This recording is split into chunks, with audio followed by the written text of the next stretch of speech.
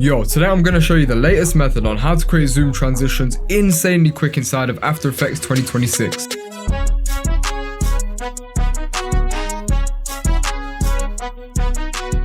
Pretty cool, right? Chances are you might have seen similar zoom effects online that everyone wants to make. But these transitions are super complex, and depending on a few different things, they can take hours to make. And yo, this frustrated me so bad, I ended up spending 2 months building the ultimate toolkit for zooms. It's called the ZoomWorks Masterclass Bundle, and I use it all the time to make super advanced zoom transitions insanely quick. I'll have the bundle linked down in the description. Now let's go into After Effects and I'll show you how to use it. First thing you need is 2 different clips, the one you're starting with and the one you want to finish the transition with. But what you got to do next is actually roto brush out your clip. I can't do that manually for you because every single clip is different depending on what you're trying to do. In my case, I'm using this wheel right here.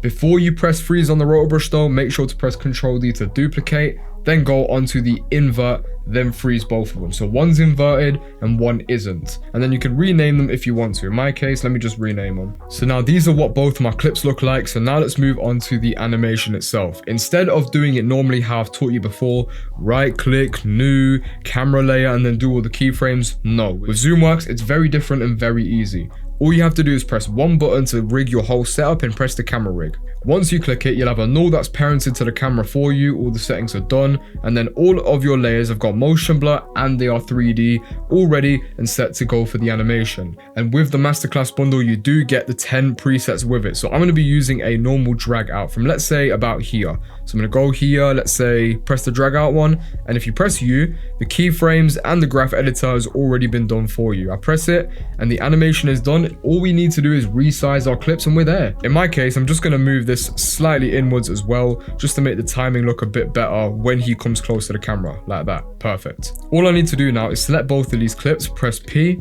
and then set it to a Z value of, let's say, -5000. It's a bit smaller, so you press S to open the scale and just drag the scale up until it fits the screen. I'm just going to drag this in to where it starts so there is no like gaps, and you can see majority of the work is already done. Now when the gaps are too big like this, there's a few ways to go about it. In my case, I size it up slightly, and instead of going to the effects tab and typing in motion tile, I've already got it set out for you here. So just click it once, up these values to, let's say, 200 each, then press mirror edges and it's sorted. So you can see the zoom is practically done, but it's not in the right position to start with. So just go into this first keyframe and drag this value, which is in the red, until it's roughly in the middle where you want it to be. I'm also going to set it on a quarter resolution so my PC doesn't blow up. And you can see the animation has been done super quick, but also I'm going to quickly reframe this video to the new center that we set with this keyframe here. And now in the space of just a few clicks, we've already got the zoom transition sorted. Now onto the final steps of doing the roto brush animation. So first thing you need to do is re-enable that inner wheel, just like this. And I'm going to go roughly to about, maybe here. Press P on this layer and keyframe it where I want it to end. Drag slightly to the left to where we're more closer to the start of the animation and simply drag it out the frame.